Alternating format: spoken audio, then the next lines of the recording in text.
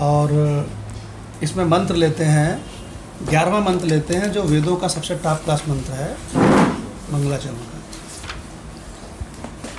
ओम विश्वं दर्पण दृश्यमान नगरी तुल्यं,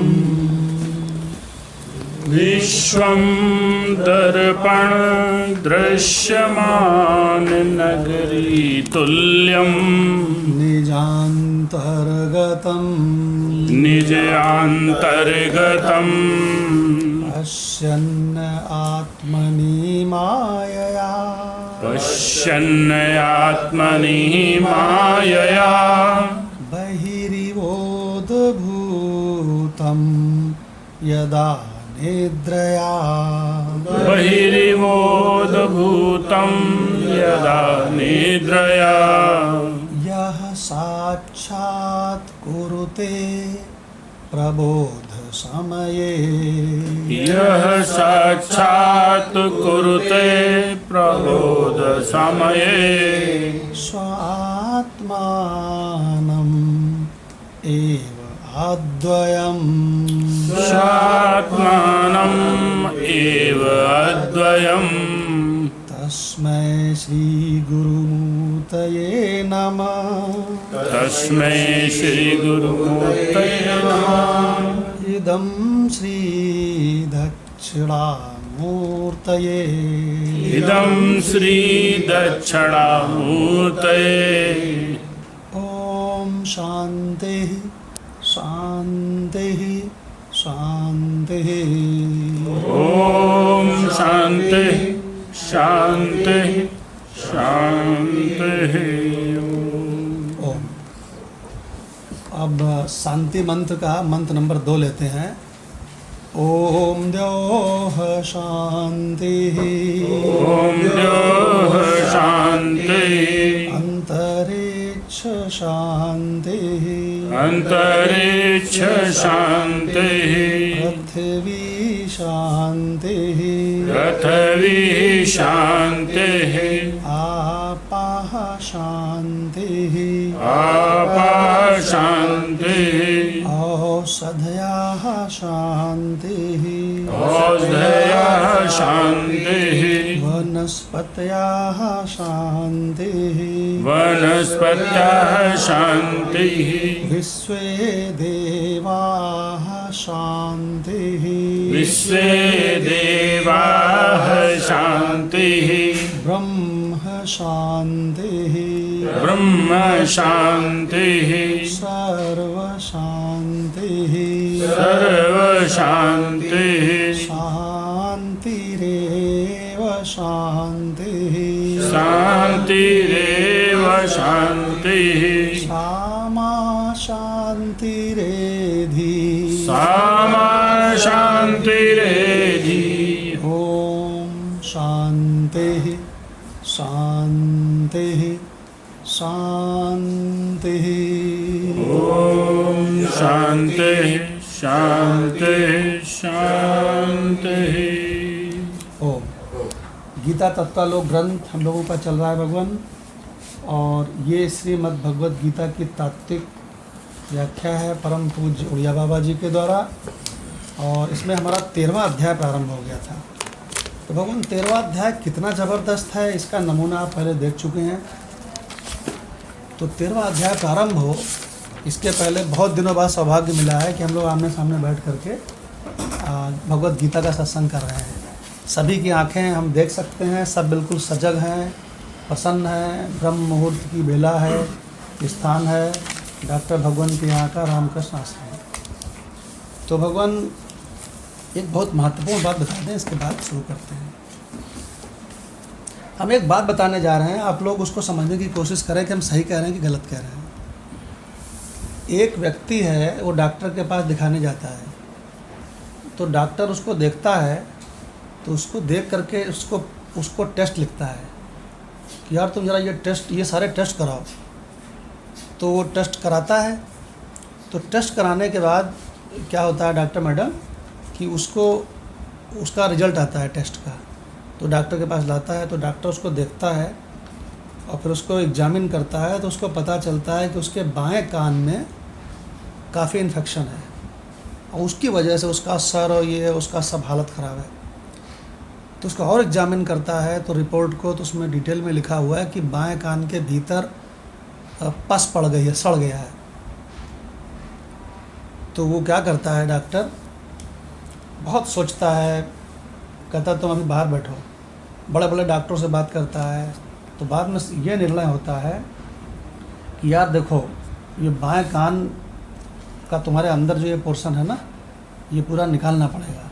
और इसको अगर हम निकाल देंगे ऑपरेशन करके, इस पोर्शन को जो कान के अंदर से हम ऑपरेशन करेंगे, कान को ऐसे ऊपर का हिस्सा खोल करके, हमने कान का ऑपरेशन थिएटर में देखा है, डॉक्टर कर रहा है ऑपरेशन, उसने बुलाया था हमको गुरुजी को कि क्या आप ऑपरेशन देखना चाहेंगे।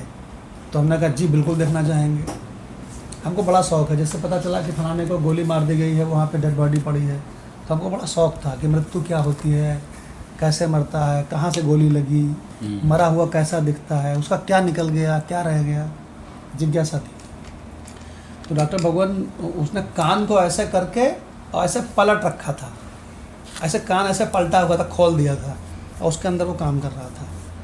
तो डॉक्टर उसको बोला कि तुम्हारे कान को हम ऐसे साइड से कट करके पलट देंगे और उसके अंदर का वो पोर्शन जो सड़ गया है, पस पड़ गया, वो निकाल देंगे।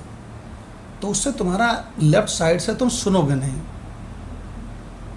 बाकी ये जो पस तुम्हारा भीतर ये सड़न बढ़ रही है, ये पस दूसरी जगहों पे जा रहा है। आँख ख़राब हो जाएगी थोड़े दिन में दाहिनी आँख ख़राब हो जाएगी, उसके बाद फिर आपके दूसरे अंग ख़राब होना शुरू हो जाएंगे। तो अगर तुम इसको निकलवा दो तो तुम्हारा सब बढ़िया हो जाएगा, केवल तुम बाएं कान से सुन नहीं पाओगे, बस इतना होगा। अब तुम आराम से जाओ, अपने परिवार से विचार करो, अब जो भी तुम निर्णय करना हमें बताना, ठीक है भगवान। वो जाता है, घर में विचार करता है, सबसे विचार करता है, फिर वो बहुत खुश हो गया, कहता डॉक्टर साहब आप इसको निकाल दीजिए, क्योंकि मेरी आँखें बच जाएंगी, मेरा दाहिना कान बचेगा, मेरे हाथ पैर, ये नाक मुंह सब बच जाएगा, हमारे जीवन, हमारा तो प्राण ही बच जाएगा। तो डॉक्टर भगवान आप निकाल दीजिए, वो प्रार्थना करता है। तो डॉक्टर साहब कहते हैं ठीक है। तो डॉक्टर उसको निकालता है, तो ना तो उस मरीज को कोई पाप पड़ता है जो निकलवाने आया है, वो कटवाएगा शरीर को, उसके अंग को, और ना निकालने वाले डॉक्टर को कोई पाप पड़ता है, वरन दोनों के दोनों गजब के धर्म का काम कर रहे हैं। ये बात आप लोग समझ गए क्या इतनी जी? इसमें कोई गड़बड़ तो नहीं है कुछ? भगवान परमात्मा ने अपने संकल्प में सारी सृष्टि बनाई, ठीक है। वो तो दृष्टांत था पहले वाला, जो पेशेंट दिखाने गया है कान वाला। अब उस दृष्टांत को हम एप्लीकेबल कर रहे हैं, घटा रहे हैं किस पे? दार्ष्टान्त, उसको घटा रहे हैं हम। दार्ष्टान्त मतलब उस दृष्टांत को हम एप्लीकेबल कर रहे हैं, घटा रहे हैं किस पे? इस पूरी सृष्टि के रहस्य पे, कि परमात्मा ने अपने संकल्प में एक बढ़िया सा जगत बनाया 5 भूतों का, और उसमें ईश्वर बनाया, ब्रह्मा बनाया, और ब्रह्मा से बोले है ब्रह्मा तो ऐसे ऐसे सृष्टि बना। भगवान ने पूरी सृष्टि बनाई। और सृष्टि किस लिए बना? अरे तू भी मनोरंजन कर, मैं भी मनोरंजन करूं। तो उन्होंने कहा साहब कैसे बनाए हम? तो उन्होंने, नारायण ने कहा, भगवान ने कहा जैसे मैंने तुझको बनाया है, तो मैंने तुझको बनाया कुछ नहीं है, तू मेरे संकल्प में दिख रहा है, और मैंने तुझको बनाया नहीं है, ना मुझको बनाने का कोई अभिमान है, ना कहीं कुछ है। हर समय तू दिख रहा है, तब भी मैं अकेला ही हूँ। तू ये मत समझना कि एक मैं हूँ एक तू है, क्योंकि तू तो मेरा संकल्प है। इसी तरह से तू भी सारी सृष्टि बना। तो ब्रह्मा ने कहा भगवान हम समझ गए, हम भगवान समझ गए कैसे बनानी सृष्टि। तो ब्रह्मा ने अपने संकल्प में एक सृष्टि बनाई, ठीक है भगवान। वो सृष्टि बन गई पूरी, खूब सुंदर सी सृष्टि बन गई। पति बन गए, पत्नी बन गए, बच्चे बन गए, सब चलने लगा खेला पूरा, ठीक है। उसमें कुछ समाज बना, पुराना भगवान बड़ा सुंदर समाज बना, मदनलाल भगवान सुंदर समाज बना, सब अच्छे अच्छे कार्य में लगे हुए हैं, अपने कर्तव्य कर रहे हैं, चारों ओर खुशहाली बढ़िया चल रहा है। लेकिन तभी उसी पूरे उसकी सृष्टि में एक पोर्शन में एक रावण पैदा हो गया, और वो रावण वहाँ के सारे अगल बगल के समाज को कहता है, ऋषियों मुनियों को पकड़ पकड़ के लाओ, उनको मैं काटूंगा। बोले क्यों? बोले भगवान का पूजा करते हैं, मेरी पूजा करो। तो ऋषि मुनि कहते हैं देखो तुमको भी उसी ने बनाया है, तो अब हम लोग सब उसकी पूजा करते हैं। कहता नहीं, अधर्म करने लगा, अब भगवान दुराचार करने लगा, पराई स्त्री बहू बेटियों को बोलता है कि तुम अपनी लड़की को, अपनी बहू को मेरे घर में, मेरे हरम में भेजो, पाप करने लगा। अब भगवान इतना, जो सुंदर सा संकल्प चल रहा था वो ब्रह्मा जी को भी और नारायण के भीतर ही चल रहा है, उनको भी खटकने लगा कि ये क्या है, हमारे इस पूरी जो ये विश्व रूप सृष्टि है, मेरी जो ये संकल्पमयी पूरी ये विश्व रूप मेरी देह है, ध्यान से सुनना थोड़ा, किस भगवान, जो मेरी पूरी विश्व रूप देह है, इसमें ये पोर्शन छोटा सा इन्फेक्टेड हो रहा है, खराब हो रहा है। क्यों भाई मदनलाल भगवान, ये पोर्शन सड़ रहा है, खराब हो रहा है, और अपने प्रभाव से ये पस इसकी और चारों ओर फैल रही है, ये बढ़ रहा है। अब ब्रह्मा जी को भी अच्छा नहीं लगा, और नारायण के भीतर संकल्प चल रहा था, नारायण को भी अच्छा नहीं लगा। और राणा भगवान, ये सारा खेल चलते समय भी केवल एक ही तो था, परमात्मा जिसके भीतर ये सारा संकल्प में चल रहा है। तो अब आपने सुना होगा कि अर्जुन को भगवान ने जब ये बात बताई इन सब रूपों में मैं ही प्रकट हूँ, तो अर्जुन ने क्या कहा था? जैसे हम आपको बता रहे हैं तो आपको भी विश्वास नहीं हो रहा है ना, अर्जुन को भी विश्वास नहीं हुआ। तो अर्जुन ने फिर ये प्रार्थना करी कि हमको दिखाइए, ठीक है? तो भगवान ने कहा ठीक है, देख लो। तो भगवान ने विराट में उसको दिखा दिया। अब भगवान जब विराट में उसको दिखा रहे हैं तो उसको क्या दिख रहा है? अरे बाप रे, 12वें अध्याय का मंत्र नंबर शायद 15 के आसपास होगा। पश्यामि देवांश तव देव देहे, जरा खोल लीजिए अपने गीता में। सभी लोग 12वें अध्याय में, नहीं 12वें अध्याय में कि जी वो 11वें में, यस, हाँ। पश्यामि देवांश तव देव देहे, ये 11वें अध्याय में विराट रूप जहाँ दिखाया है, उसे 15 मंत्र मिला क्या जी? पश्यामि। देव देहे। अब भगवान जरा ये पश्यामि देवांश तव देव देहे, इसको जरा ध्यान से आप इस मंत्र को सामने रखें, फिर मेरी बात सुने कि भगवान ने जब अर्जुन को पहले तो बता रहे थे, क्यों सतीश भगवान पहले बता रहे थे ना कि ये सारी सृष्टि के रूप में मैं ही प्रकट हूँ, मेरे ही संकल्प में सारी सृष्टि है। तो अर्जुन का भरोसा नहीं हुआ, तो अर्जुन ने कहा हमें कृपया दिखा दीजिए, हम बहुत ही घटिया किस्म के जिज्ञासु हैं, हमको दिखा देंगे तो भरोसा हो जाएगा। तो भगवान ने उसको दिव्य दृष्टि दी। दिव्य दृष्टि मतलब तत्व ज्ञान दिया। यहाँ तत्व ज्ञान हम लोग कर रहे हैं, भगवान ने ऐसे हाथ किया, उसको तत्व ज्ञान दे दिया। संकल्प करना था, संकल्प में ही सब सृष्टि है। तो वो देखता है जब तो अर्जुन देख क्या रहा है भगवान, ये बड़ा इम्पॉर्टेंट है। भगवान ने कहा था इस संपूर्ण सृष्टि के रूप में मैं ही प्रकट हूँ, यही बात अर्जुन देख रहा है। अब यही इस 11/15 मंत्र में है। तो क्या देख रहा है अर्जुन, ये इसमें है। पश्यामि देवांश तव देव देहे। एक बार आप रिपीट भी करिए, बड़ा आनंद आएगा। पश्यामि देवांश तव देव देहे, सर्वांश तथा भूत विशेष संघान, सर्वान् तथा भूत विशेष संघान्, ब्रह्माणमीशं कमलासनस्थं,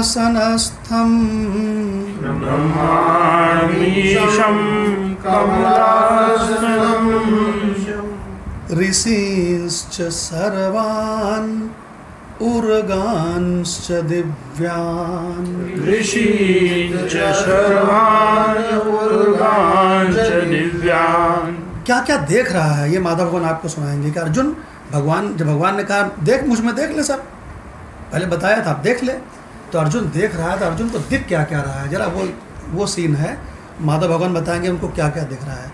पश्यामी देख रहा हूँ, देवान, मदनलाल भगवान मंत्र की ओर देखिए, पदच्छेद अगर हो ना हो तो मंत्र को ही देखिए, बिल्कुल मंत्र की ओर ध्यान से देखिए, आपको एक चीज़ वहाँ दिखाई पड़ेगी। पश्यामी देख रहा हूँ, देवान सारे देवताओं को, तब देव देहे, हे देव आप में सारे देवताओं को मैं देख रहा हूँ, सर्वांश संपूर्ण देवान, कोई हमको यमराज भी दिख रहा है, इंद्र भी दिख रहा है, ये लोग वो लोग सब दिख रहा है। तथा भूत विशेष संघान, इसमें हमको भूत प्राणियों के विशेष समुदाय, क्या बोलते हैं, शहरों का भी सब समुदाय दिख रहा है, गांवों का भी दिख रहा है, अमेरिका का भी दिख रहा है, यूरोप का भी दिख रहा है, भूत विशेष संघ, उनके सबके समुदाय भी सब आप में दिख रहे हैं। ब्रह्म सर्वांश तथा भूत विशेष संघान, ब्रह्माणम ईशम कमल आसनस्थम, कमल में विराजमान ब्रह्मा को भी मैं देख रहा हूँ प्रभु, जिन्होंने सृष्टि बनाई है उनको भी मैं देख रहा हूँ आप में। ऋषिश्च सर्वान्, मदनलाल भगवान, ऋषिश्च सर्वान्, सभी ऋषियों को जो मैंने आज तक सुने हैं नहीं सुने हैं, सब आप में, ऋषि लोक ही पूरा दिख रहा है। उर्गांश दिव्यान, उरग माने क्या होता है, उर माने क्या होता है, हृदय, तो उरग माने जो हृदय के बल चले, अच्छा सर्प, हाँ सिंपल, तो उरग माने सर्प, तो सर्पों के समुदाय को देख रहा हूँ, पूरा सर्प लोक भी आपके में दिख रहा है। अरे बाप रे बाप, हे केशव, मैं आप में सृष्टि बनाने वाले को, सृष्टि जो पूरी बनी हुई है, सब कुछ, सर्वान भी आया है जगदीश जी, सबको आप में देख रहा हूँ। अरे गजब रे गजब, अरे गजब, जो आप बता रहे थे वही मैं सब देख रहा हूँ। अब जो हम बता रहे थे आपको उस पर आ जाओ वापस। वो जो संपूर्ण सृष्टि दिख रही है और आनंद आ रहा है ब्रह्मा को भी भगवान को भी, उसमें एक पोर्शन उनको ऐसा दिखा जहाँ पे अधर्म चल रहा है, कान सड़ रहा है, वहाँ पस पड़ रही है, वहाँ अधर्म हो रहा है, उसको देख करके ना ब्रह्मा को अच्छा लग रहा है ना भगवान को अच्छा लग रहा है। अरे बाप रे, अब ये क्या हो रहा है, किसी की माँ बेटी ये अपने हरम में बुलाता है, किसी साधु, किसी जो भगवान का भजन करते हैं उनसे कहते हैं इनको पकड़ के बंद कर दो जेल में, इनका निचोड़ लो रक्त, और इस रक्त को भर लो घड़े में, और जहाँ कहीं कोई हवन करे उसी हवन के ऊपर इसको डालो। ओफो, देखा नहीं जा रहा है। भगवान कभी कभी कोई चीज़ देखी नहीं जाती है। एक बार क्या हुआ कि हम गुरु भगवान के साथ में एक फ़िल्म देखने गए थे, जितेंद्र की फिल्म थी। उसमें एक सीन था कि उसकी प्रेग्नेंट वाइफ को वो क्या बोलते हैं, लोग किडनैप कर लेते हैं और उस प्रेग्नेंट वाइफ को किडनैप करके बांध देते हैं, और जितेंद्र से कहते हैं कि तू मेरा कहना मान, नहीं तो मैं इस तेरी वाइफ को मार डालूँगा। तो कहता तुम कुछ भी करो मैं नहीं मानूंगा, यह अधर्म है, गलत है। तो वो क्या करते हैं, वो कहते हैं अभी तेरे ही सामने मैं तेरे इसी कोख के बच्चे को ख़त्म कर दूँगा। तो क्या करते हैं, वो घूंसा मारते हैं उसके पेट में। भगवान कौन इसे देख सकता है, आप बताओ, मदनलाल जी देख सकते हो? तो सतीश भगवान देखा जा सकता है इस सीन को? जगदीश जी, हम लोगों ने पता क्या किया, गुरु भगवान ने ऐसे आंख बंद कर ली, उन्होंने कहा अरे बाप रे बाप, ये कैसे देखें इसको। भगवान ये जितने शरीर सामने बैठे हैं ना, मैडम का शरीर भी, डॉक्टर शशि मैडम बैठी, इनका शरीर भी, ये सारे शरीर उसी माँ के गर्भ से सृष्ट होकर निकले हैं। तो भगवान वो सीन हम लोग देख नहीं पा रहे थे। इवन थोड़ी देर तो हमने देखा, तो जिस समय जैसा वो चित्कार कर रही थी तो हम भगवान हमने भी आंख बंद कर ली। ओफो, देखा नहीं जा रहा है। बस भगवान यही घटना घटती है कि देखा नहीं जाता है जब ब्रह्मा को और भगवान को, कि अरे बाप रे इतना अधर्म। तभी फिर भगवान अवतार लेते हैं और फिर क्या करते हैं कि कान का ऑपरेशन करके वो जो अधर्म वाला पोर्शन है इसको निकाल देना ही उचित है, ये निर्णय करते हैं। और धार्मिक लोगों के साथ निर्णय करते हैं कि ये उचित है कि नहीं, बोले हाँ उचित है। तो भगवान अर्जुन ने कहा, जब ये सारी बात समझ ली तो अर्जुन ने कहा कि भगवान ये आपकी सृष्टि है, आप ही, ये पूरी पूरी आपकी सृष्टि है। तो भगवान ने कहा हाँ, हानि होगा तो मेरा क्योंकि मेरी सृष्टि है, कहीं कोई लाभ होगा तो मेरा क्योंकि मेरी सृष्टि है। तू क्यों परेशान है, क्या तेरी सृष्टि है? कहता नहीं भगवान, पश्यामि देवांश तव देव, सब आपने देख रहा हूँ, आपकी सृष्टि है। तो उन्होंने कहा हानि होगा तो मेरी, लाभ होगा तो मेरा, मेरी सृष्टि है ना, तो तू जो धर्म है तेरा वो कर। तो उसने कहा अरे बाप रे बाप केशव, मैं तो आज गजब समझ गया, मैंने आंखों से देख भी लिया और समझ गया, और ये भी समझ गया कि ये आप महाभारत क्यों करवा रहे हो। आपको वो कान का सबसे खराब वाला जो पोर्शन है सड़ा हुआ वो निकालना है इस पूरी सृष्टि से। आगे समझ में? तो कि उन्होंने कहा कि अर्जुन कहने लगा भगवान ये तो हम समझ गए, लेकिन ये बताइए कि आप इसमें हमारे भीष्म पितामह द्रोणाचार्य को भी मरवा रहे हो। अभी अभी हमने आप में देखा इसमें विराट में कि इनको भी हमने देखा दांतों से चबा रहे हो, ये भी मरेंगे सब। ये और बता दीजिए कृपा करके कि ये। तो उन्होंने कहा कान का पस जितने पोर्शन तक आगे पहुंच गया है, इन्फेक्टेड हो गए हैं, वो भी पसमय हो गए हैं अधर्म का संग दे करके, उसको हम निकालें कि ना निकालें? तो उन्होंने कहा केशव वो तो निकालना पड़ेगा। समझ गया मैं केशव। अब भगवान अर्जुन तैयार हो गया, कहता है मैं सब समझ गया केशव, सृष्टि को भी समझ गया, आपको भी समझ गया, ब्रह्मा जी को भी समझ गया, आप क्यों इतना भारी नरसंहार छुरी कैंची इससे और कैसे इसको काट के क्यों निकालना चाहते हो, मैं ये भी समझ गया। आप केशव मुझे सब समझ में आ गया। उसने गांडे उठाया, अब मैं युद्ध करूंगा। ठीक है भगवान, युद्ध में करूंगा, लेकिन मुझे एक बात और बता दीजिए बस। क्या? कि मेरा परम कल्याण किस में है, ये और बता दीजिए। कार्पण्य दोषो, भगवान ने गीता में ये भी रहस्य बताया, जैसे पश्चामी बताया है ना, वैसे कार्पण्य दोषो भी बताया। अरे बंद हो गया क्या? तो भगवान कार्पण्य दोषो अपहृत स्वभाव पश्यामि त्वाम, मैं कृपणता रूप दोष से मैं मेरा स्वभाव अज्ञान के कारण नष्ट हो गया है, और मेरा हानि किस में है, लाभ किस में है, धर्म क्या है, अधर्म क्या, मैं कुछ नहीं जानता हूँ। और जो यत श्रेय, जो कल्याणकारी हो वही मेरे लिए बताइए। तो मेरा परम कल्याण कैसे होगा केशव? बस लगे लगे ये बात भी बता दीजिए, बाकी तो सब समझ ही गए। तो उन्होंने कहा कि तू हमेशा से मैं ही था, तू हमेशा से मैं नारायण ही था, अभी भी नारायण ही है, क्योंकि नारायण के सिवा तो किसी का एग्जिस्टेंस ही नहीं है, बाकी तो सब अपीयरेंस में है। तो तू अपने नारायण स्वरूप को अगर पहचान जाए तो डॉक्टर साहब सारा काम हो जाए तेरा। तो तुझको सब समझ में आ जाएगा कि तू नित्य है, शुद्ध है, बुद्ध है, मुक्त है, मूल रूप से। और रही बात उपाधि रूप से, जो तेरा शरीर है अर्जुन का, ये ससुरा मरे या जिए इससे कोई हानि है? तो अर्जुन ने कहा कोई हानि नहीं है केशव, ये तो आपके संकल्प में देख ही रहा हूँ सब। और एक केशव मैं सब समझ गया, गजब, केशव मैं स्वस्थ हो गया। और भगवान अर्जुन ने गांडी उठाया, अर्जुन ने उसके टंकार की, और भगवान डंके की चोट पर फिर उसने युद्ध किया।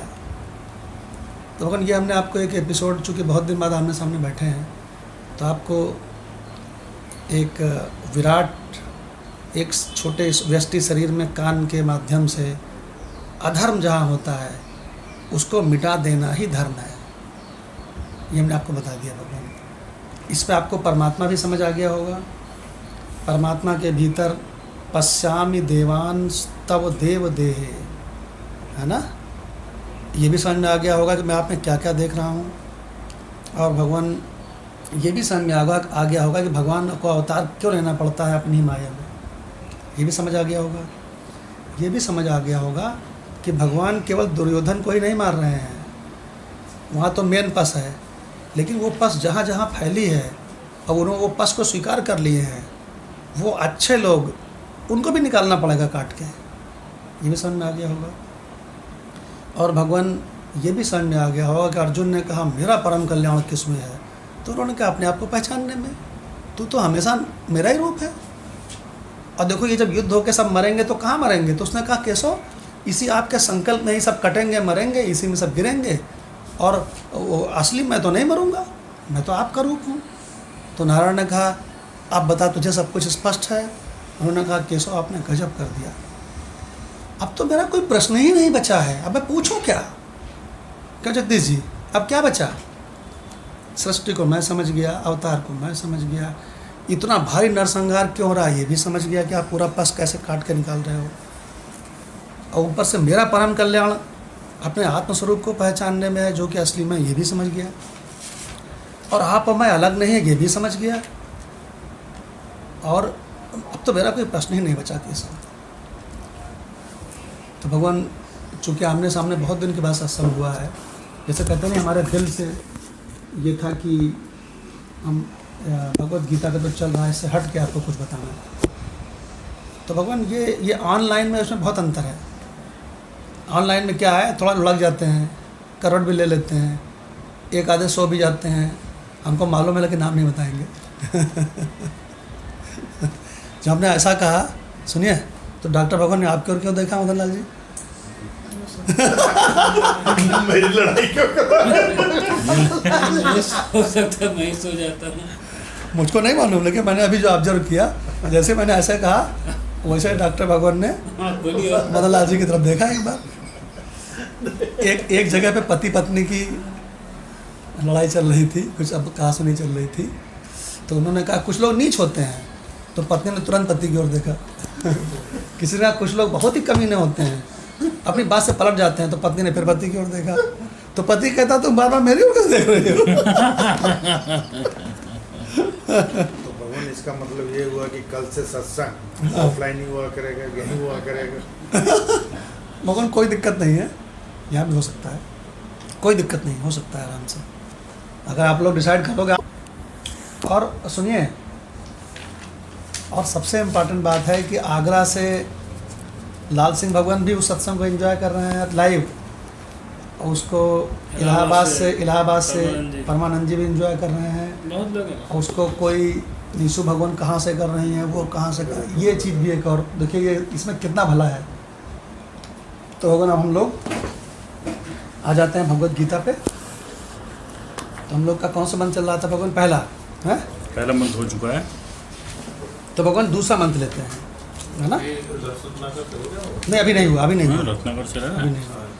तो भगवान एक काम करते हैं, पहले मंत्र को लेते हैं, आप लोगों के संग आज चैंटिंग करेंगे, आज तो आमने सामने हैं, जी। और उसके बाद में इसका जो है भूमिगत अर्थ माधव भगवान पढ़ेंगे, है ना? और इसके बाद में फिर डॉक्टर भगवान से इसको मंत्र को दोबारा से ही ले लेते हैं, इतना अच्छा मंत्र है। जी जी जी भगवान, और संडे भी है, जी। तो भगवान आप लोग गीता अपने सामने रखें प्लीज़, सभी लोगों के पास। डॉक्टर भगवान के पास तो न जाने कितनी गीताएँ थी, है आपके पास तो बहुत सारी गीताएँ थी, इतनी गड्डी भर के। छोटी वाली हाँ हाँ हाँ। तो भगवान अब तत्वालोक 13/1 इदं शरीरं कौन्तेय इदं शरीरं कौन्तेय। देखो ये भगवान के मुख से निकले शब्द हैं, इसलिए अपने मुंह से इसको निकालें कि हम चुप रहें, ऐसा मत करो। ये सौभाग्य है, ये सौभाग्य है कि जो भगवान ने अपने मुख से बोला है ना, वही मंत्र हमारे अपने मुख से निकल रहा है।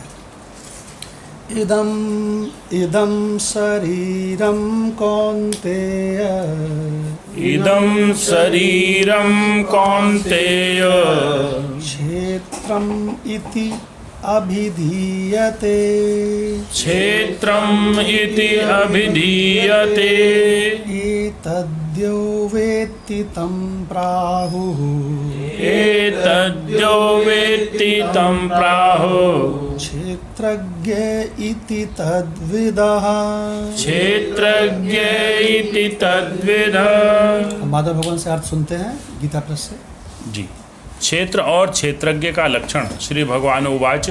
उसके पश्चात श्री कृष्ण भगवान बोले, हे अर्जुन, यह शरीर क्षेत्र इस नाम से कहा जाता है और इसको जो जानता है उसको क्षेत्रज्ञ इस नाम से उसके उनके तत्व को जानने वाले ज्ञानी जन कहते हैं। तो भगवान मंत्र को अगर ध्यान से देखें तो कितना सरल है।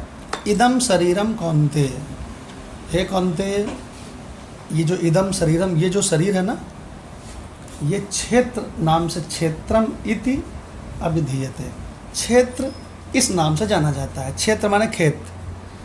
और एतद्यो वेत्ति, और इसको अभी तक तुम अज्ञानी थे तो तुम ये समझ रहे थे, तुम इस शरीर में क्षेत्र और क्षेत्रज्ञ को अलग अलग नहीं कर पा रहे थे। अब मैं तुमको 13वें अध्याय में बता रहा हूँ कि जिसको जिसको तुम जानते हो तुम्हारा ऑब्जेक्ट है और तुम जानने वाले हो। तो यार ये दोनों अलग अलग चीज़ें हैं, इनको दोनों को तुमने अभी तक बिल्कुल एक कर रखा था, इसलिए तुम अज्ञानी थे।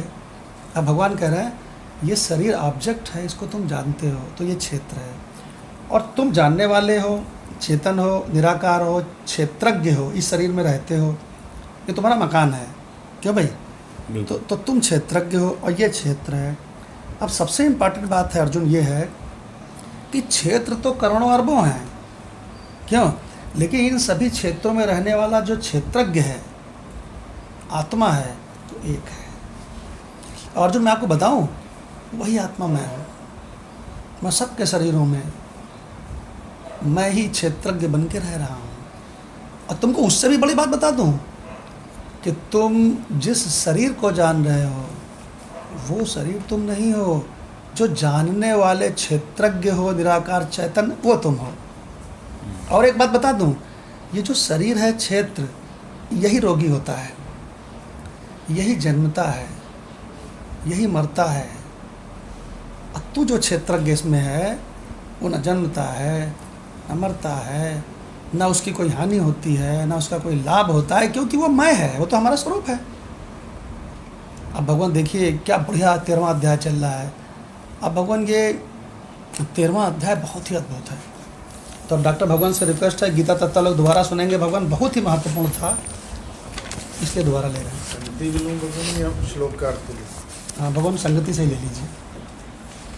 ये वाला डॉक्टर भगवान के पास रख दीजिए, रिकॉर्डिंग वाला थोड़ा पास कर दीजिए, क्या रख दीजिए बस, ठीक है। तो इसकी संगति दी है उड़िया बाबा जी ने कि 12वें अध्याय में भगवान ने भक्ति निष्ठा का प्रतिपादन किया। हम लोग को मालूम है भक्ति, 12वां अध्याय भक्ति योग था। हाँ, अब इस अध्याय में सांख्य निष्ठा कहेंगे, जिसे तीव्र जिज्ञासा होने पर भगवान शास्त्र, गुरु, धन, स्त्री, पुत्र आदि किसी में भी राग नहीं रहता, संदेह की प्रधानता होती है और बुद्धिवाद में आस्था होती है। उस साधक को ज्ञान मार्ग में प्रवेश कराने के लिए भगवान इस अध्याय के आरंभ में क्षेत्र क्षेत्रज्ञ विभाग समझाते हैं। प्राचीन ग्रंथों में मुख्यतः सांख्य योग यानी ज्ञान योग और कर्म योग के ये 2 ही योग मिलते हैं। भगवान शंकराचार्य ने गीता, उपनिषद और ब्रह्मसूत्र ये 3 प्रस्थान बतलाए। सच पूछा जाए तो कर्म, उपासना और ज्ञान यही 3 प्रस्थान हैं, किंतु गीता में दो निष्ठाओं का ही उल्लेख है। जैसे अध्याय 3 श्लोक 3 में कहा है, लोके अस्मिन् द्विविधा निष्ठा पुरा प्रोक्ता मैं अनघ, तथा अध्याय 5 श्लोक 5 में कहा है, यत् सांख्यै प्राप्यति स्थानम तद्यो उगैरपि गम्यते। गीता ने भक्ति योग को भी कर्म योग के ही अंतर्गत माना है। सांख्य सिद्धांत के अनुसार देह और देही में भेद है। भक्त भी लोक में तो ये भेद मानते हैं, परंतु भगवान में ऐसा भेद स्वीकार नहीं करते। उनका देह भी चिन्मय मानते हैं, अतः उनमें देह देही का सात्विक भेद नहीं है।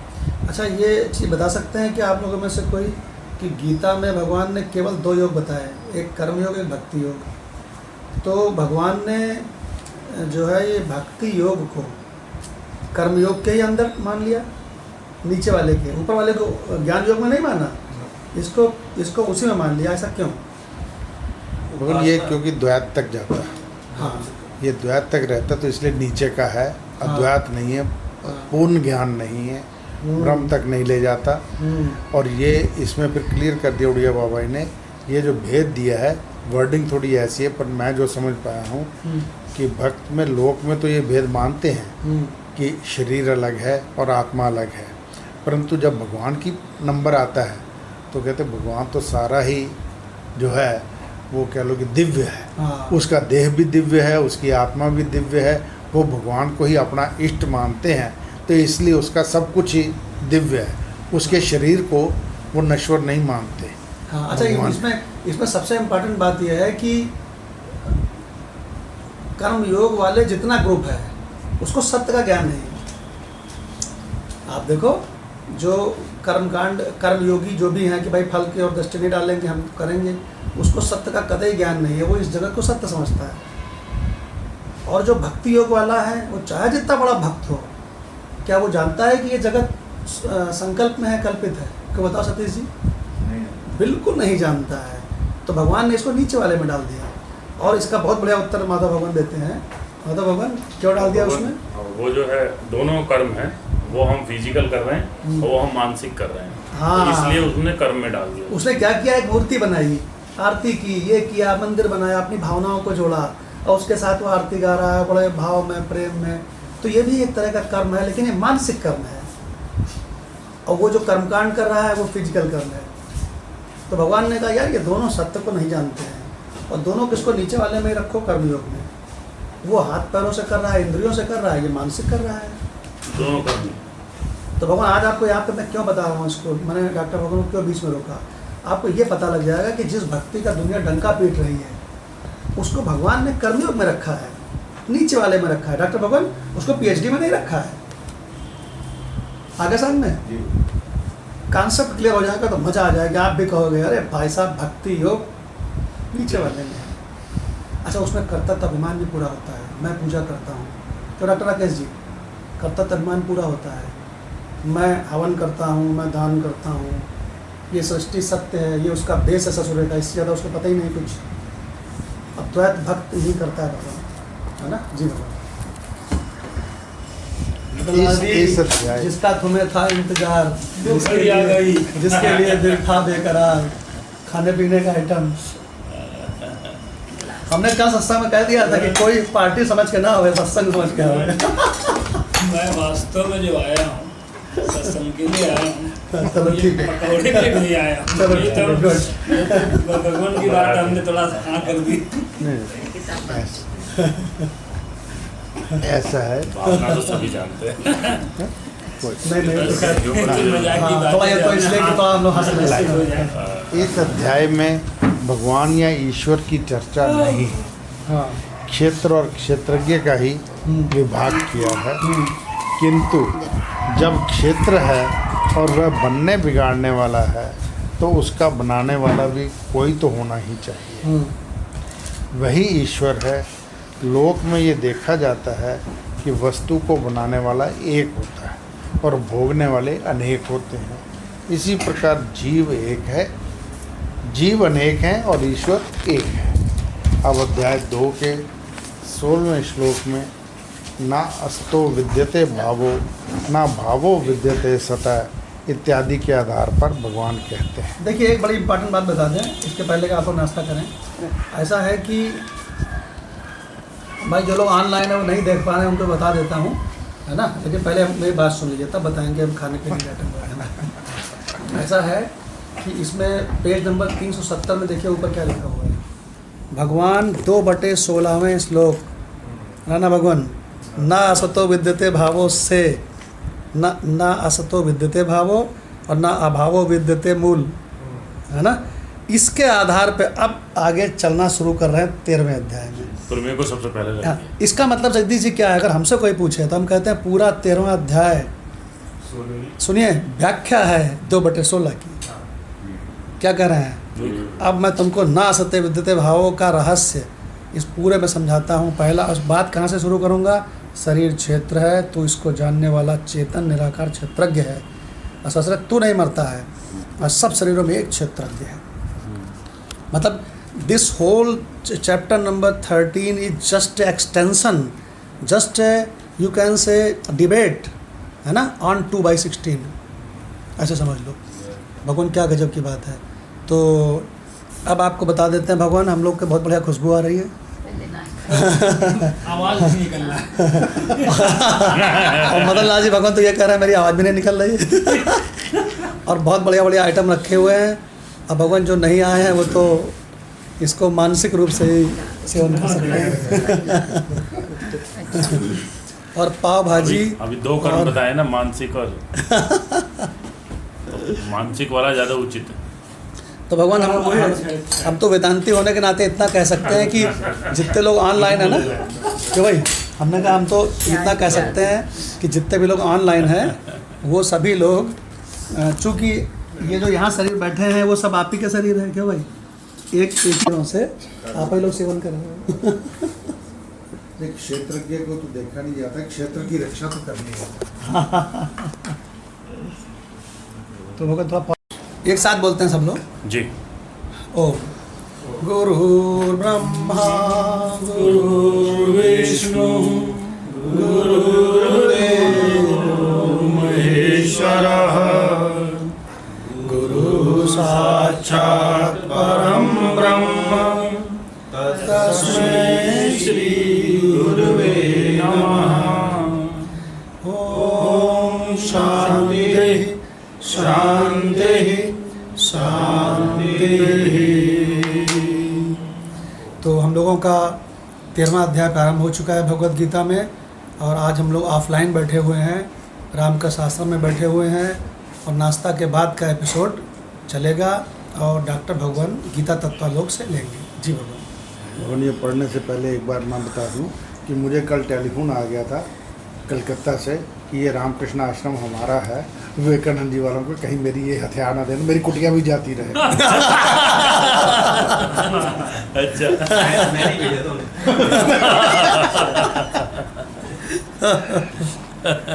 जी भगवान। तो इसका भावार्थ है, श्री भगवान बोले ये शरीर क्षेत्र कहा जाता है, और जो इसे जानता है उसे उस तत्व को जानने वाले क्षेत्रज्ञ कहते हैं। अब व्याख्या की है, समष्टि और व्यष्टि भेद से शरीर भी 2 प्रकार के हैं। भगवान बहुत ध्यान से सुनिएगा, क्योंकि सब लोग यहाँ पे वेदांत के संस्कार से परिपूर्ण हैं। एक एक लाइन बहुत ध्यान से सुनना, क्योंकि उड़िया बाबा सुनिए वेदांत सुना रहे हैं। जी भगवान। समष्टि और व्यष्टि भेद से शरीर भी 2 प्रकार के हैं। समष्टि ईश्वर का शरीर है और व्यष्टि जीव का शरीर है। इस दृष्टि से विराट, हिरण्यगर्भ और अव्याकृत, या ये कहने पृथ्वी, जल, तेज, वायु और आकाश ईश्वर के शरीर हैं। अक्सर लोग नहीं समझ पाते हैं कि विराट क्या है, तो उन्होंने खोल दिया कि ये जो आपको पूरा दिखाई पड़ रहा है ना, पृथ्वी, जल, तेज, वायु और आकाश, ये पूरा, ये सब का सब विराट है। अब बोले कि तुम्हारा उससे अलग नहीं है, तुम्हारा हर समय उससे टच्ड है। कितनी बढ़िया बात है भगवान कि ईश्वर से हम बिल्कुल हर समय बिल्कुल एक हैं, मतलब अखंड है, ये कहना चाहिए। जी भगवान। तो ईश्वर के शरीरों के नाम बता दिए। तो अब कहने तथा स्थूल, सूक्ष्म और कारण, ये जीव के शरीर कहे जाते हैं। श्री कृष्ण ईश्वर है और अर्जुन जीव है। अतः अपने और अर्जुन आदि के समस्त शरीरों की दृष्टि से कह रहे हैं कि ये शरीर अर्थात दृश्य मात्र क्षेत्र है। इदम, ये समस्त शरीरों को लक्षित करता है। इस श्लोक में जड़ और चेतन का विवेक किया गया है। एक मिनट, एक बहुत इम्पोर्टेंट बात कि ये जो क्षेत्रम भगवान कहते हैं ये क्षेत्र है, ये केवल व्यष्टि वाले को नहीं कहा है, समष्टि। चूंकि व्यष्टि समष्टि एक, हाँ, व्यष्टि और समष्टि एक ही है ना पूरा। तो वो एक तरह से ये कह रहे हैं कि पूरे इस संपूर्ण क्या बोलते हैं समग्र के दो भाग करो, एक दृश्य क्षेत्र और एक इसको जानने वाला क्षेत्रज्ञ चेतन। जी। तो बस इसी में ये समझना है कि हम कौन से वाले हैं। जगदीश जी, हम कौन से वाले हैं?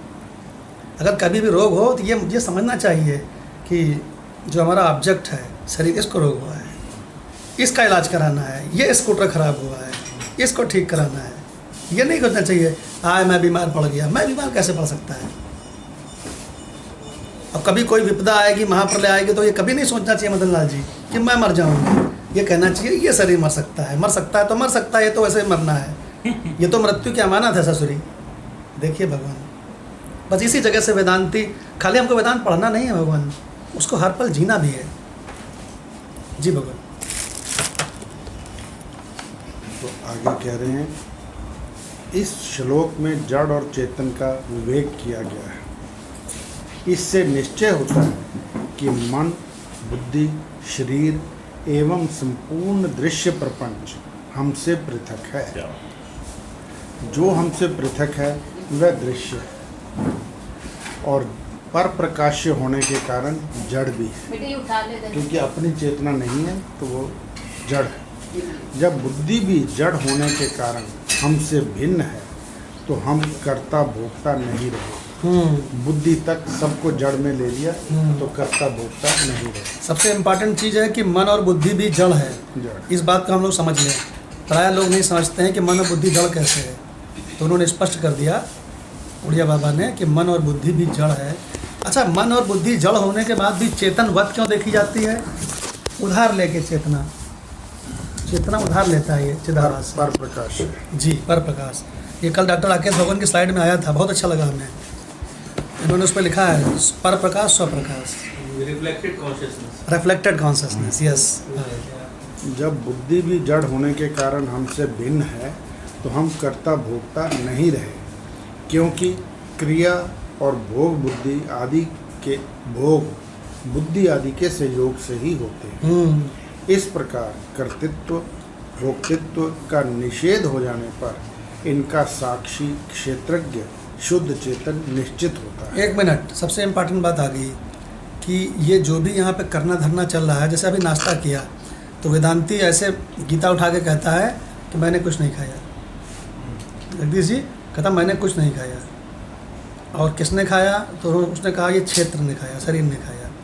हाँ, शरीर चूँकि जड़ है वो खा नहीं सकता, तो मेरा जो प्रतिबिंब है चिदाभास जीव, उसके इसमें प्रवेश करने के कारण शरीर, मन, बुद्धि, आँख, नाक, कान ये सब एक्टिव हो गए, और इन नेचुरली उसमें जो चेतना है वो मुझसे ही गई, लेकिन खाया इसी ने, जन्मा यही, मरेगा यही, इसी शरीर के ये सब संबंधी हैं।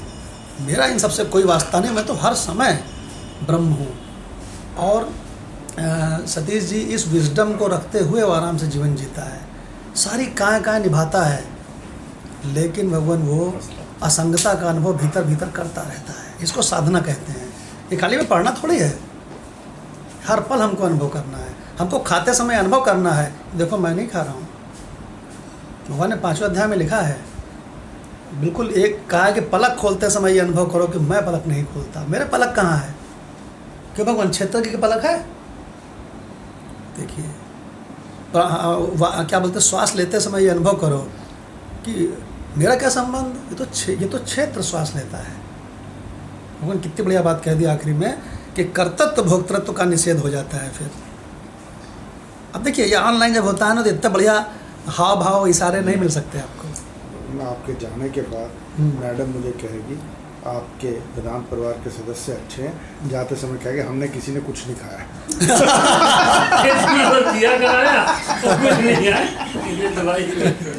ऐसा है कि एक बात आपको बता दें मजाक की, कि हमारी, आप लोग जानते हैं जैसा हमारी पत्नी अभी भी कर्मकांडी उपासक है, तो आज रुद्राभिषेक का आयोजन है घर पे। तो उसने कहा था कि कोई भी खाए पिएगा नहीं 8 बजे के पहले। तो हमसे बोले कि, हमने कहा कल तो डॉक्टर साहब क्या जाना है हमें सुबह, तो कल के फिर तो तुम वहाँ पे खाओगे। तो हमने कहा मैं शपथ खा के कहता हूँ कि मैं कुछ नहीं खाऊंगा। मान लेके आए सब। बस मैंने इतना ही बोला, तो उन्होंने कहा उसने क्या कहा, वेरी गुड। समझ गए, समझने वाले समझ गए। अब वो क्या, उन्होंने क्या लिया और आपने क्या लिया? भगवान एक ही बात तो कही गई है। जी भगवान। अब ऐसा करिए भगवान, थोड़े से पकौड़े बांध के उनके लिए ले जाइए, थोड़ा कहिए देखिए मैं तुम्हारे लिए ले आया हूँ। हमने खाया नहीं। मैंने नहीं साथ बैठ के खाएंगे। नहीं, वैसे एक बात तो है, उन्होंने धीरे धीरे वेदांत परिवार के सब लोगों को मतलब एक्सेप्ट कर लिया, जो कि हमको बहुत मुश्किल लग रहा था। और ऊपर से व्यवहारिक क्षेत्र में वो जैसे कोई भगवान भगवान का उच्चारण करे तो उनको बुरा लगता है, कहते भाई जैसे सब लोग हैं वैसे। तो हमने अपने वेदांत परिवार के सब लोगों से कह दिया, उनके सामने भगवान शब्द मत बोलो, उनके सामने ऐसे बोलो, सुनिए। कोई ज़रूरी है हम कुछ बोल के बोलें, ये भी तो कह सकते हैं, सुनिए ज़रा प्लीज़, ये भी तो कह सकते हैं। और उसके अलावा आपने देखा होगा कि कहीं भी फंक्शन या कुछ में कभी भी बिल्कुल वो ठीक है, कोई दिक्कत नहीं है।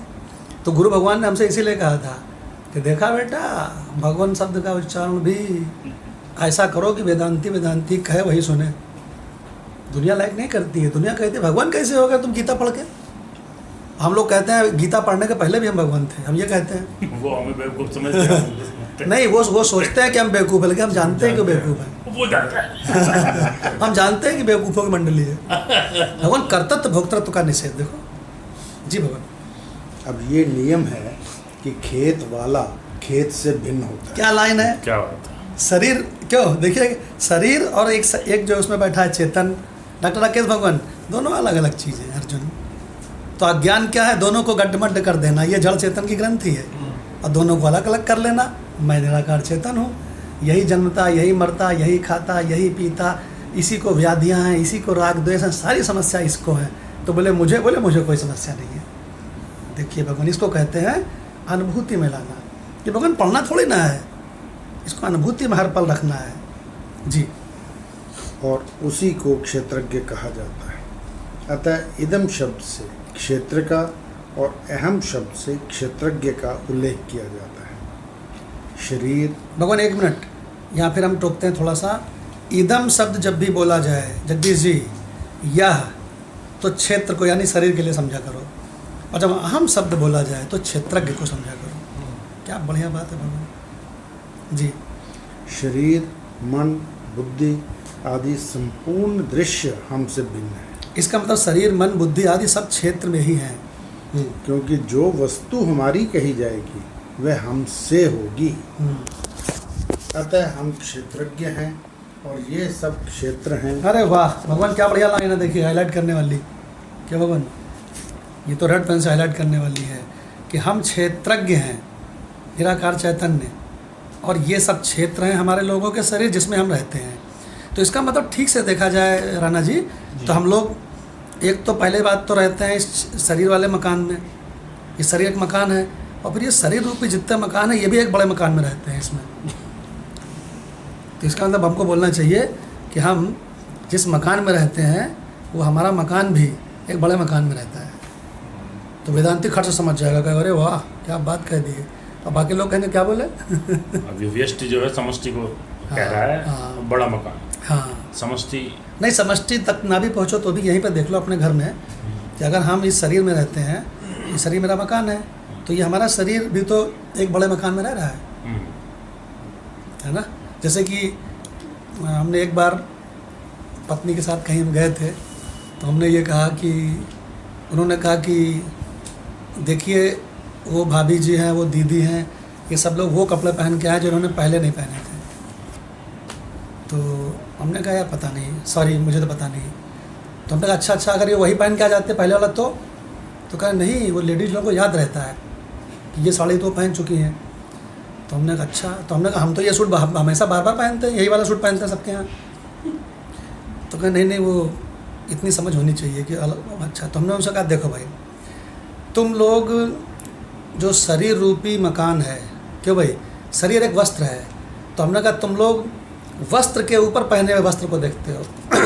यहाँ तुम्हारी निगाह है, हमारी निगाह जो शरीर के ऊपर वस्त्र है उस पर भी नहीं है, और फिर उसके बाद जो शरीर वस्त्र है उस पर भी नहीं है, उसके भीतर ये जो मन बुद्धि चित्त अहंकार और ये फलाना ये इंद्रियों का समुदाय है, सूक्ष्म शरीर उस पर भी नहीं है, उसके बाद इसके भी भीतर एक कारण शरीर उस पर भी नहीं है। इनको सबको भेदन करके मेरी निगाह जाती है उसके मूल तक, हम उसको देखते ही कहते हैं प्रणाम भगवान, इस रूप में भी तुम।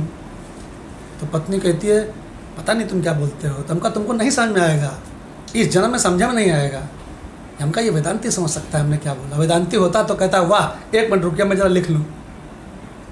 देखिए भगवान, तो हम लोग जब तक हम लोग वेदांत में नहीं आए थे तब तक हमारी निगाह भी डॉक्टर अग्रवाल भगवान, डॉक्टर शशि मैडम के स्थूल में जाके रुकती थी।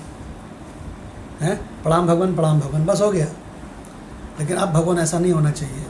हमारी निगाह स्थूल सूक्ष्म कारण के भेदन करके, मतलब आपकी निगाह वेदांती बनने से कितनी पैनी हुई, क्यों सतीश जी, कहाँ तक प्रवेश करती है।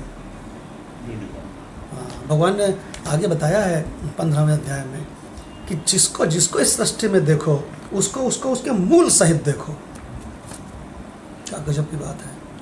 जिसको जिसको देखो उसके मूल सहित देखो, कोई दिक्कत नहीं है। इसी को कहता है तत्वदर्शी। जगदीश जी तत्वदर्शी।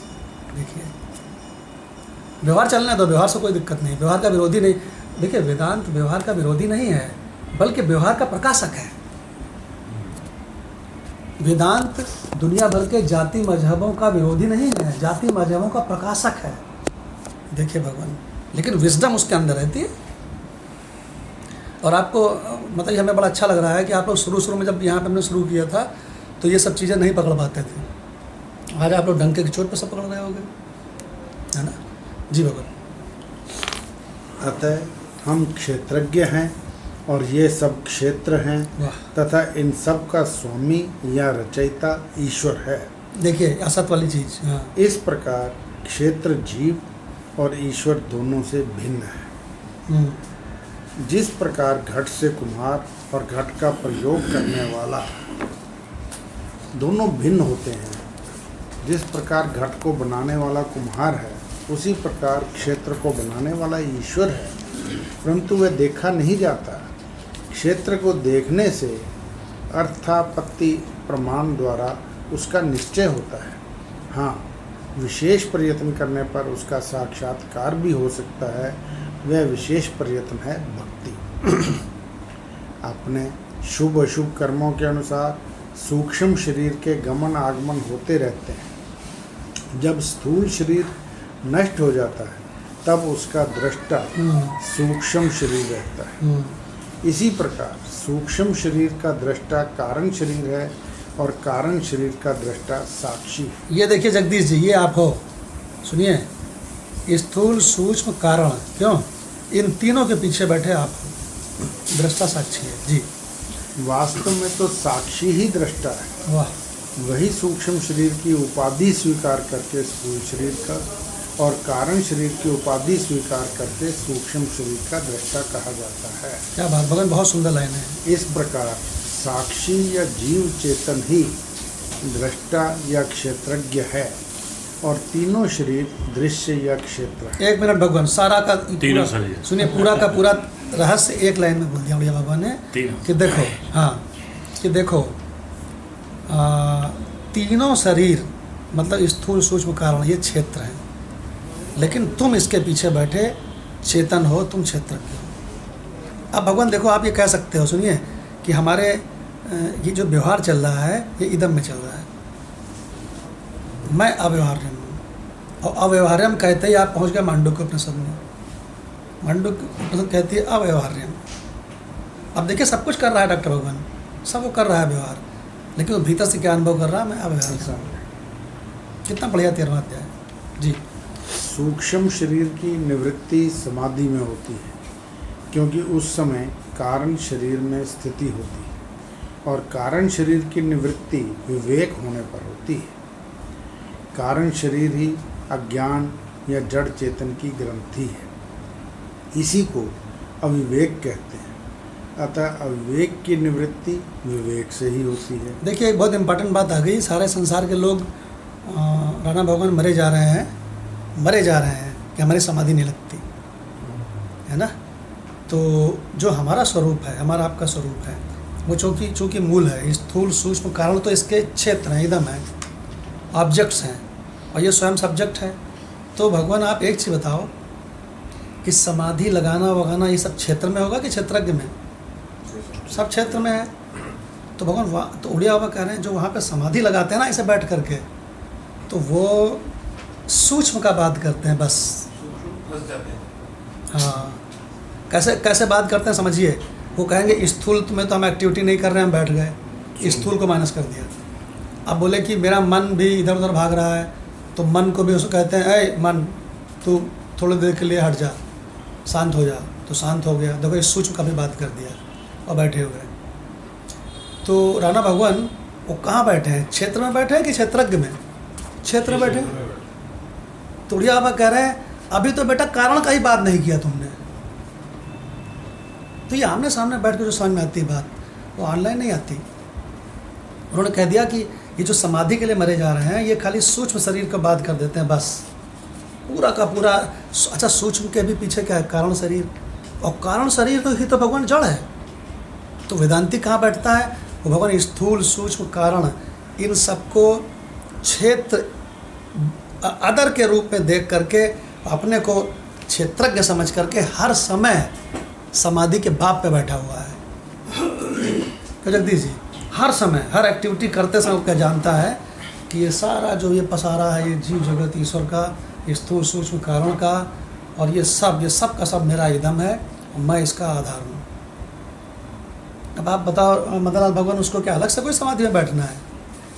सुषुप्ति भी तो समाधि है, सुसुप्ति भी समाधि है। लेकिन फिर निकल आते हैं आप। अगर आप ये जानते हो कि आप कौन हो, तो आपके लिए स्थूल सूक्ष्म कारण। आप भगवान ये समाधि वमाधि लगाना ये सब बच्चे लगाते हैं। देखो ना उड़िया बाबा को कह दिया उन्होंने कि जरा तुम बताओ अपने समाधि में क्या लगाते हो? तो उन्होंने कहा मैं सबका बात कर देता हूँ, मैं शून्य अवस्था में बैठता हूँ। तो उड़िया बाबा ने कहा शून्य अवस्था को तुमने देखा है कि नहीं, क्या ऐसे ही कह रहे हो? बोले नहीं। उड़िया बाबा कहते हैं अनुभव किया है? बोले हाँ अनुभव किया है। तो बोले तुमने जिसका अनुभव किया है शून्य अवस्था को, वो शून्य अवस्था साक्षी युक्त है कि साक्षी रहित है? बोले साक्षी युक्त है। तो बोले उसके साक्षी कौन, तुम ही तो हो? बोले हाँ मैं ही साक्षी हूँ। तो उन्होंने कहा तू साक्षी ज़्यादा टिकाऊ है कि शून्य अवस्था? देखना। तो उसने कहा मैं साक्षी ज़्यादा टिकाऊ हूँ। तो उन्होंने कहा शून्य अवस्था को उठा के फेंको कूड़े में। फिर साक्षी तुम शून्य अवस्था में बैठने को कहते हो, ये सबसे बड़ी उपलब्धि है। और उड़िया बाबा कह रहे हैं शून्य अवस्था ससाक्षिकम है कि निस्साक्षिकम है? तो बोले नहीं ससाक्षिकम है। तो बोले साक्षी ज़्यादा टिका हुआ है कि तेरी शून्य अवस्था? तो भगवान ये शून्य अवस्था वाला धर्म है एक बौद्ध धर्म। उन्होंने कहा भागो यहाँ से, ये आदमी तो एक ही लाइन में पूरा हमारा सब हमको सबको ले डालेगा।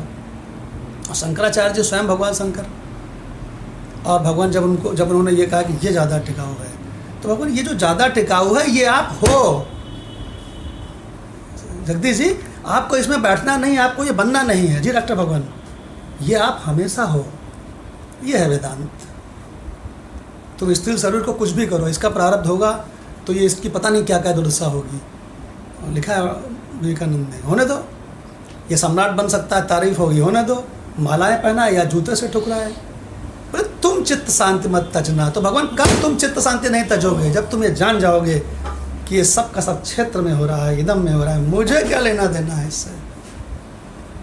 तो मदनलाल भगवान हम क्यों आपसे कह रहे थे आना जरूरी है? क्योंकि ये बात ऑनलाइन इतनी बढ़िया नहीं होती है। देखिए जी भगवान ये हम जब गुरु भगवान के साथ पढ़ते थे गीता तत्वालोक, तो हम 2 लाइन पढ़ते थे तो ऐसे करते थे, बता क्या समझा? तो हम बताते थे तो कहते पता नहीं क्या गड़बड़ सड़बड़ समझा, ठीक से समझ। और फिर 2 लाइन पढ़ते थे तो हमारा पूरा जब सत्संग हो जाए तो एक पैराग्राफ खत्म होता था। तो कहते थे ऐसे पढ़ा जाता है वेदांत। वेदांत तो कोई पाठ थोड़ी है कि तुम बड़बड़ पढ़ गए। अब भगवान गीता तत्वालोक ऐसा ही ग्रंथ है। देखो उन्होंने साफ साफ कह दिया स्थूल सूक्ष्म कारण विराट हिरण गर्भ व्याकृत सब क्षेत्र में है, तुम में नहीं, तुम क्षेत्रज्ञ हो। देखिए जी भगवान इसीलिए सहज समाधि को किसी और समाधि से मच बेटर कहा गया। यस ये असली सहज समाधि है कि जैसे हो वैसे रहो, चेतन रहो, सब काम करते रहो। यदि आज का इससे भी बढ़िया ये है कि जो हो वही रहो। यदि आज का भी एग्जाम्पल लो, जो समाधि वाला होगा, जो भक्ति वाला होगा, जो हठ वाला होगा, तो वो कहेगा मैंने पकौड़े नहीं खाने, हमने खाए भी और हम फिर भी कहते नहीं खाए। हाँ नहीं, हम गीता उठा के कहते हैं हमने नहीं खाए, पर क्योंकि हम बैठे हैं चेतन में, हाँ, तत्व में, तत्व को समझ रहे हैं। और वो क्योंकि पकौड़े खाने को बुरा मान रहा है, क्योंकि वो शरीर उसका सेवन करेगा, तो इसलिए उसकी बुद्धि वहाँ तक जाती नहीं, हाँ। वहाँ तक सोच नहीं सकती। कारण शरीर के आगे नहीं जाती है उसकी बुद्धि। अच्छा, आपको एक चीज़ बताएं कि जब तक आप बारीकी को नहीं समझोगे, अच्छा एक बात और बताएं, वेदांत जो है, ये वेदांत जब तक हम अपनी बोलचाल की भाषा में इसको ठीक से पकड़ेंगे नहीं, उसके बाद तुम एक्सप्लेन इंग्लिश में करो, हिंदी में करो, मंत्र लेके करो, दैट इज़ अनदर थिंग। लेकिन जब तक इसको हम पकड़ेंगे नहीं बिल्कुल अपनी देसी भाषा में, अपनी समझ में, विजडम में लाएंगे नहीं, तब तक भगवान मामला अधूरा है। और ये पढ़ने का नहीं है, ये सवेरे उठ के सत्संग करने का भी नहीं है। सत्संग से बड़ी चीज़ है रियलाइजेशन, सत्संग से बड़ी चीज़ है रियलाइजेशन। और रियलाइजेशन अगर आप कर रहे हो तो सत्संग आपके लिए बहुत छोटी चीज़ है। जिनको करना है उनको बैठा के समझा दो, पढ़ा दो। तो भगवान, आप खाते समय अगर ये शपथ खा के कहो मैं कभी नहीं खाता, चलते समय आप अनुभव करो कि मैं कहाँ चलता हूँ यार, शरीर के बीमारी में आप ये अनुभव करो मैं निरामय हूँ, मैं कहाँ बीमार होता हूँ भाई। तो इसलिए भगवान वेदांती बहुत कम होते हैं। और डॉक्टर भगवान सही कह रहे हैं, अगर यहाँ पे कर्मकांडी उपासक और समाधि वाले बैठे होते तो अश्रद्धा भी ना होती। इसीलिए उड़िया बाबा हमेशा कहते थे कि भाई कैसे आए, कहें स्वामी जी वेदांत सीखने। तो उन्होंने कहा, और उड़िया बाबा जानते थे कि द्वैत उपासक है, तो उड़िया बाबा ने कहा यहाँ पे घट पट की खटपट हम लोग डिस्कस कर रहे हैं, तुम घट और पट की खटपट को डिस्कस करना चाहोगे? तो वो चुप। जानता था उड़िया बाबा, जो उनके हेड थे द्वैत के, वो उनके चरणों में आते थे। उड़िया बाबा कहते थे किस लिए आए हो, कहन कि महाराज आशीर्वाद लेने, बोले आशीर्वाद है जाओ। उड़िया बाबा तुरंत, उड़िया बाबा ऐसे नहीं थे सहिष्णु की किसी को बड़ा भगा देते थे, है ना, गुरु भगवान की तरह थे। लेकिन अखंडानंद जी भगवान कर्मकांडी को बैठा लेते थे, बड़े सबको मिला के चलते थे। तो उड़िया बाबा क्या कहते थे उनसे कि यहाँ तो घटपट की खटपट चल रही है, तुम ऐसा करो, देखो रासलीला चल रही है राधा कृष्ण की, कितनी सुंदर सुंदर, देखो मोर वो चमक रहे हैं, मोर मुकुट, तो जाओ वहाँ देखो जाके। समझ गया क्यों? कि ये इसके काबिल नहीं है ससुरा। अब भगवान हम लोगों ने बहुत अच्छा डिसीजन लिया कि ये वेदांत जो हम लोग ये यूट्यूब में डाल रहे हैं ना सब कुछ, उसमें सब्सक्राइबर ज़्यादा बढ़ जाएँ, व्यूज़ ज़्यादा बढ़ जाएँ। भगवान ये वेदांत विद्या जिसको भगवान खुद कह रहे हैं 7/7 में, 7/7 खोलो कि सुनिए, मनुष्याणाम सहस्रेषु, हजारों इंटू हजारों में कोई एक जानता है। लेकिन एक बात है डॉक्टर साहब, जिस दिन जान गए डॉक्टर राकेश जी, जिस दिन वो जान गया, निकलना होगा। अच्छा हाँ ठीक है, आपको जाना के निकल गया। तो भगवान सुनिए, जिस दिन आप ये जान गए इसको भली भांति, उसी दिन उसी पल से आप मालामाल हो गए जगदीश भगवान। फिर आपको अगले पल का वेट नहीं करना है, उस पल के बाद में आप मालामाल रहोगे। फिर केवल आपको समझ गए। 7/7 मिला, मनुष्याणाम सहस्र 7/3 है। अच्छा हाँ 7/3। अच्छा 7/7 तो वो होगा मत्ता परतरम नान्य, मेरे अलावा और कुछ है ही नहीं अर्जुन। देखिए आपको 2 मंत्र दिखाते हैं। 7/7 कह रहा है कि मेरे अलावा और कहीं कुछ है ही नहीं अर्जुन। मेरे मतलब भगवान कृष्ण नहीं कह सकते हैं, आप पहचान जाए तो आप भी कह सकते हो। और 7/3 क्या कह रहा है? हाँ अर्थ पढ़ना माता भगवान जी। हजारों मनुष्यों में कोई एक मेरी प्राप्ति के लिए यत्न करता है, और उन यत्न करने वाले योगियों में भी कोई एक मेरे परायण होकर मुझको तत्व से अर्थात यथार्थ रूप से जानता है। एक मिनट, अब डॉक्टर भगवान से हम कहते हैं इसकी व्याख्या करो। डॉक्टर भगवान कितने लोगों में कोई जानता है? अच्छा सुनना, डॉक्टर भगवान इसी का अर्थ पढ़ रहे हैं, ठीक है? अर्थ 7/3 का। जी भगवान, हजारों मनुष्यों में कोई एक मेरी प्राप्ति के लिए यत्न करता है।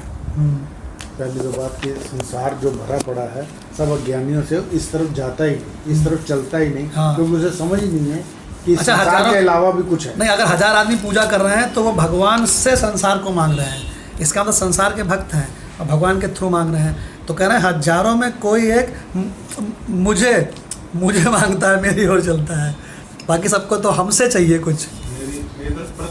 यस हाँ डॉक्टर भगवान एक बार फिर से यही लाइन। हजारों मनुष्यों में कोई एक मेरी प्राप्ति के लिए यत्न करता है। 1 मिनट, किसकी प्राप्ति के लिए? धन की नहीं। सतीश जी, हमने ऐसे गुरु भगवान से सुना एक लाइन, उन्होंने कहा पैसे के लिए नहीं, प्रमोशन के लिए नहीं, मकान के लिए नहीं, धन के लिए नहीं, मेरी प्राप्ति के लिए। उसको सबको तो एग्जामिन करके रिजेक्ट कर चुका है, सब साला भी छोड़ने वाला है। हाँ जी भगवान आगे। और उन यत्न करने वाले योगियों में, उनको योगी कह दिया, जो ऐसे यत्न करते हैं, जिनको भगवान ही चाहिए, जो इस तरह के इकट्ठे करो 1000। यत्न करने वाले योगियों में भी कोई एक मेरे प्राण होकर मुझको तत्व से अर्थात यथार्थ रूप से जानता है। अब बताइए डॉक्टर साहब कि अगर हम YouTube में इसमें भीड़ चाहें तो ये कितनों के पल्ले पड़ने वाली चीज़ है। और डॉक्टर भगवान तो खुल के कहते हैं कि शुरू में 1-2 साल तो ब्रह्म विद्या भगवान पल्ले नहीं पड़ी। और डॉक्टर राकेश भगवान कहते हैं हमने पीछे इतना सत्संग ना किया होता तो हो सकता है हम चला भी ना पाते इसको। देखिए भगवान, तो ये भगवान ये विद्या है। और एक बात बताते हैं, जिसने एक बार इस विद्या को पकड़ लिया, भगवान उसको जितने भी आध्यात्मिक लोग हैं ना उनको ध्यान से सुनता है। फिर मालूम क्या कहता है, अभी बालक है, अभी इसकी निगाह मूल तक नहीं पहुंच रही है। गुरु भगवान को हमने कई बार, हम तो ना समझ थे, तो हमने कई बार जैसे एक बहुत अच्छा पैरा किसी महात्मा का पढ़ लिया है और जाकर उनका देखिए कितना बढ़िया पैरा लिखा है, तो पता वो क्या करते थे, रखो अभी पढ़ेंगे, ऐसा नहीं पढ़ लेते थे। और इसके बाद आराम से बैठते थे चश्मा लगा के और पैरा को ऐसे सामने रखते थे, आराम से बहुत ध्यान से पढ़ते थे। जब 5 मिनट हो गए तो हमने कहा है ना बढ़िया, तो बोले चुप रहो। बहुत ध्यान से एक एक उसको पढ़ा खूब अच्छी तरह से। फिर बोले ये किस मूर्ख ने लिखा है। हमने कहा उतने बड़े महात्मा ने लिखा, उसके तो करोड़ों शिष्य हैं, कहाँ कहाँ वर्ड में। बोले बैठो तुमको समझाते हैं कि ये क्यों अज्ञानी है। अब भगवान गुरु ने समझाया कि क्या इसकी निगाह स्थूल सूक्ष्म कारण को इदम समझ के अधिष्ठान रूप मैं हूँ और उसमें ये सब कल्पित है, यहाँ जा रही है। तो हमने कहा नहीं, यहाँ तो नहीं जा रही है। तो बोले फिर इसको अज्ञानी करना चाहिए कि ज्ञानी। तो हमने कहा अज्ञानी। तो बोले इस तरह के बेकार के पैराग्राफ मेरे सामने मत लाया करो। जैसे हम बढ़िया मान रहे थे उसको उन्होंने रिजेक्ट किया।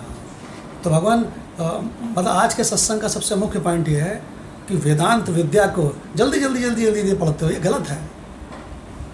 कहानी को जल्दी जल्दी पढ़ो, प्रसंग को एक बार ऐसा हुआ जल्दी जल्दी पढ़ो, लेकिन जहाँ वेदांत आ जाए वहाँ जरा ठहर के पढ़ो। अब भगवान यही है गीता तत्व लोग।